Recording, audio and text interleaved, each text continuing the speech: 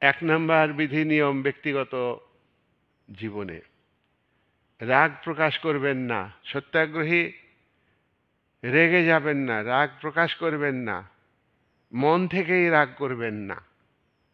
মন থেকে রাগ করলো কিন্তু প্রকাশ করলো না, সেটা কিন্তু তার আচরণবিধির মধ্যে পড়ে না। একজন ব্যক্তি হিসাবে যখন তখন যে কোনো কারণে কারণে অকারণে রেগে যান, রাগবেন না, সংযত থাকবেন। রাগ না হলে রাগের প্রকাশও ঘটবে না। নাম্বার 2, গান্ধীজি ব্যক্তি হিসাবে সত্যাগ্রহীদের আচরণ করতে হবে। কি আচরণ করতে হবে বলেছেন? যে প্রতিপক্ষের